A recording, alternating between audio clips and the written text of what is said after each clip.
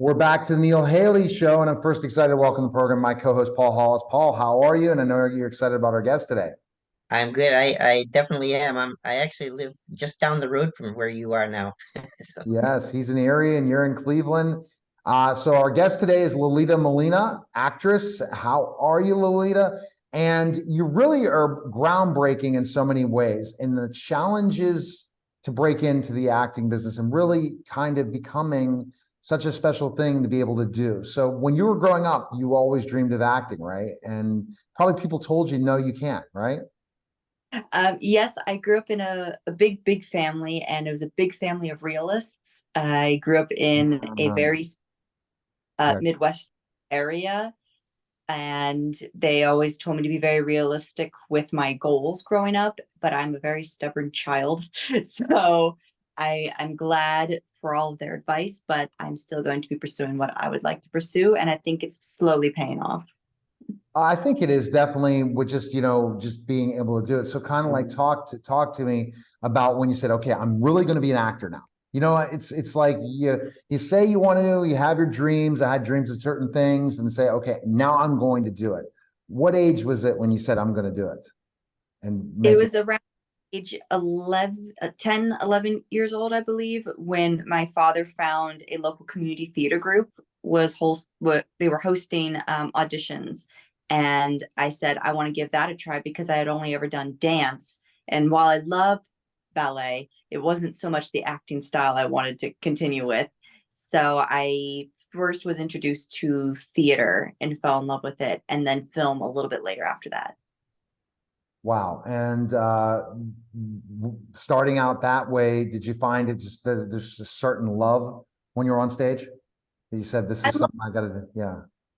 I love being on stage. I do. It's just I feel that there are limitations to the world of theater versus the different realms that we can create with film, especially today with all of our technological advancements. So while I love theater, I feel like right now it's a little stagnant. So film is where I want to continue pushing myself. Because why is theater stagnant for you? What do you think? I would say theater's stagnant for me in the new plays and shows that are being written. To me, it's kind of fallen to same old, same old. I've seen it before. I know we can say that about films as well, but I feel like you can get away with a lot more in cinema than on the stage. You figured out a way to get discovered too in certain ways using the power of social media. Wouldn't you agree? So tell us that story of how you did that, because that's key, It right? was Yeah. absolutely, and it was kind of by accident. My little sister had made a joke that I wouldn't be able to keep up my, at the time, Musically account longer than a week. It was the same week it was being bought by TikTok, and it kind of blew up overnight when a larger creator at the time found one of my videos, and she was a big help to my movement. And then it's up to you to keep it going, right? And Oh, that's the thing. What's the crazy thing about social media, especially now, is you got to live on it, right? It's not this, okay, I just posted today, that's it. There's so much more to it, right? So once you went, you were shocked the reaction, right? One influencer gets your message out and you're like, what just happened here, right? It kind of, did you get advice? Did you just go with it? Because I've talked to I so many TikTok creators that started from scratch and they just put so much effort and it's like, wow. And then they just went with it. the And thing was that I wasn't really doing much at the time. I was wrapping up high school things, so I would find, because it was when dancing was really big on the app, and so I was just doing dances, but adapting them to my needs being in a wheelchair. Because a lot of the TikTok dances were pretty user friendly, and I really appreciated that because I was able to not have to put too much change to the dances and still keep up with everyone else. So I just filmed what I wanted to when I wanted to. And people, I think, really enjoyed that side of me because I don't have one specific branch of thing that I will post. If I feel like posting a cooking video over a dance video, I'm going to do that. If I want to post my editing techniques versus talking about being in a wheelchair, I will post whatever I want whenever I please. And I think people like that. And it's because you're being a brand. Once you created the brand, you had to live the brand, but they want to see your life. They don't want you to just keep talking about what you've overcome, right? That gets old. You have creating new ideas, things that engage people and entertain people is the big thing about being successful on social media nowadays, because there's so much competition. Yeah. I like showing every single side of my life, because what you see like on my TikTok and my YouTube, that is who I am. I don't have a activist persona that I put forward. And I think a lot of people who are in similar predicaments to me, their whole brand is pushing awareness for their situations. And I think that's great. I would get very bored doing that. And I feel like it would get a little repetitive in my branch. So I think people like seeing that I'm not just the wheelchair. I have so many other avenues that I love to show other people. And I think people like that. So Paul, are you inspired by what she's done and what she's doing? Yeah, Lolita, I'm expecting great things from you, so I want to see you in the future, first of all. And second of all, I want to ask you, are you related at all to the baseball Molina family? I Do am you know not. do you know who Um, I'm talking about? I Yadier do. Molina and those folks? Yeah. No, my family is a baseball family. Oh, yeah, the base. Oh, are you related to not related to the baseball family though? No, not. Oh, Um, I I was gonna say if you were, my son would be in love with you because he's a Yadier Molina fan from way back. He was born in Guatemala, so my son is you know a great inspirational Latin American kid. So no. Within my family, about 100 or so years ago, we had a baseball player who played alongside the time period of Babe Ruth. So while not that family, I do have family members that are involved in baseball. So, but Okay. yeah, great. Interesting. Interesting. Now, once you got the opportunity, went viral on TikTok, meaning really built followers, built a big audience, opportunities came your way. What was your big break then from that? What would you say? my agent found me through TikTok, and it's a funny story because I thought he was a scammer, because Uh-huh. I had gotten a couple of those, and I ignored him uh four times, I believe, before he got his client who had 1 million followers on the platform. She messaged me and said, "Hey, he's legit, he's real. He wants to submit you for a project." And so I gave him a chance, and I got to audition for the Texas Chainsaw film that aired on Netflix. And then shortly after that, I got the job with Lionsgate for One Up. Wow. And then there you go. It came from there. But see, that's what people understand. You got to keep grinding. You got to keep creating. You got to keep doing. You never know when that break's going to happen. You shouldn't give up, right? Explain that in so many ways. Because even while you were on social media, said, "What's happening? Is there anything more going to come of this?"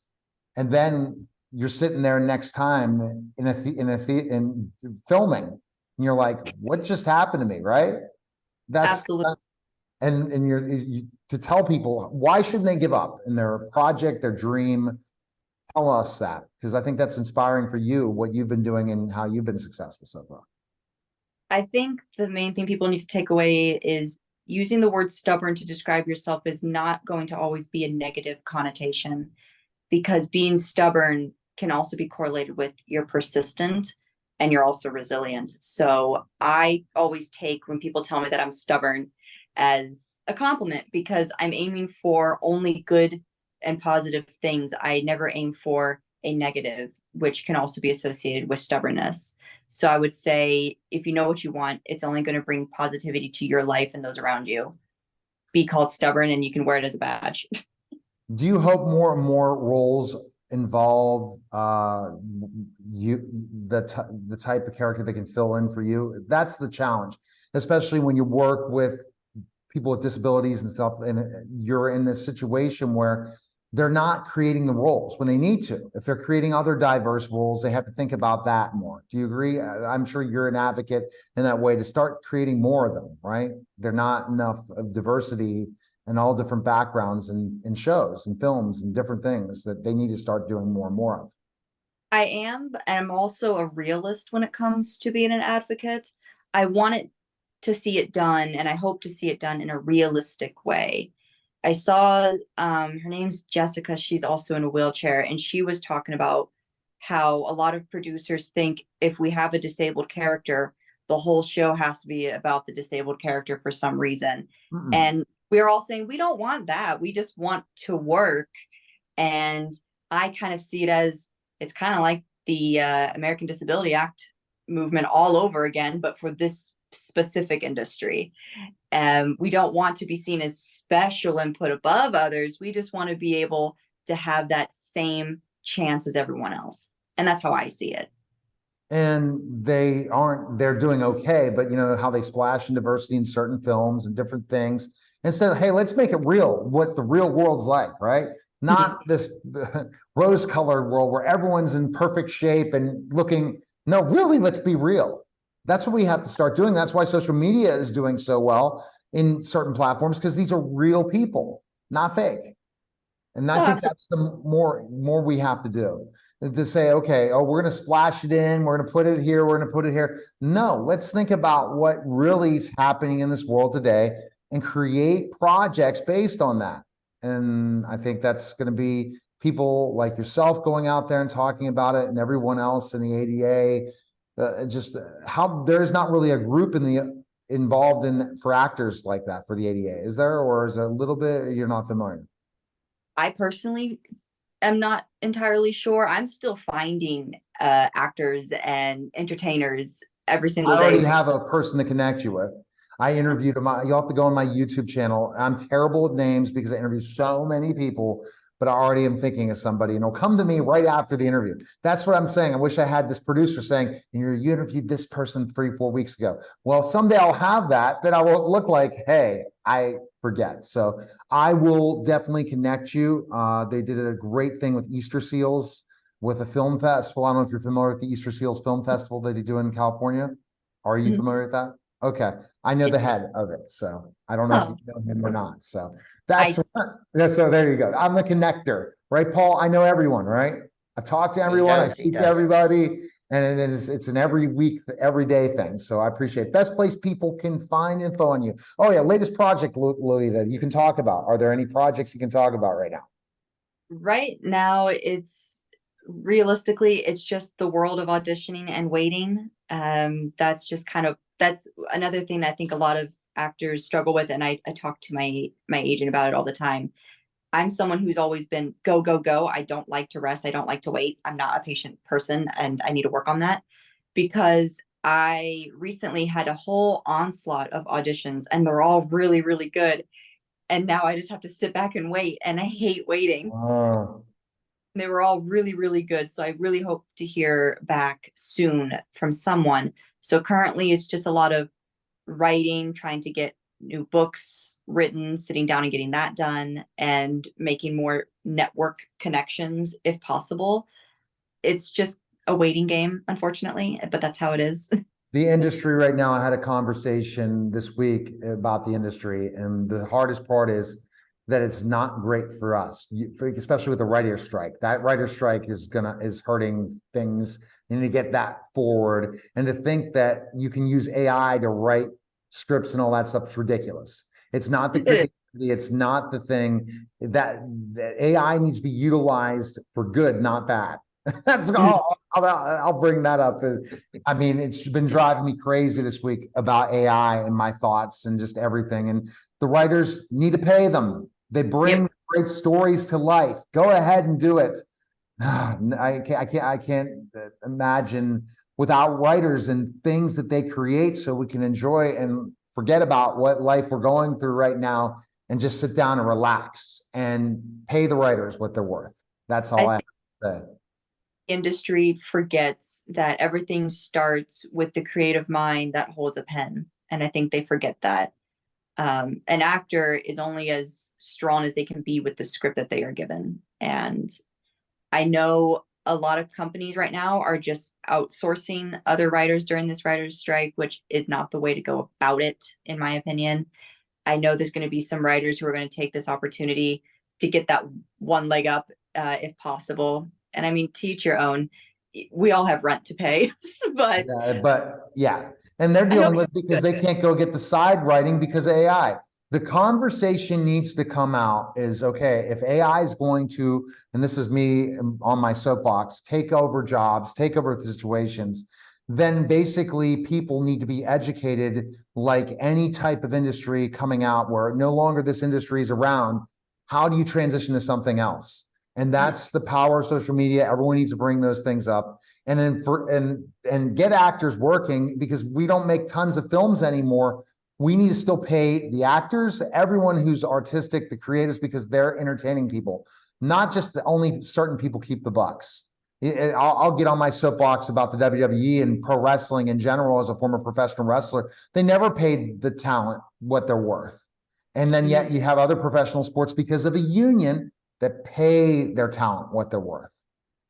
It's the bottom line. I guess unionizing in anything is so important. That's why they're striking. All right. Now you have books too. See, I forgot about that. So tell us about your books. And I was asking projects. What about books people can check out? I currently have 4 novels out on Amazon, and I need to get more out. I just haven't finished them. Currently on a writer's block in my mind. But yes, my books aren't my babies, even though there might be some spelling errors because I didn't go through a publisher. I'm self-published. So please be gentle. And where's that? Where can people find it? Amazon or find you? Give a website people can check you out? Where's the best place? Amazon, and you can just look up my name and the books will be pretty much the first thing that'll pop up for you. Okay. Well, and follow you on all social media. I appreciate it, Lolita. Thanks again. Thank you. All right. You're listening and watching the Neil Haley Show. And we'll be back in just a moment.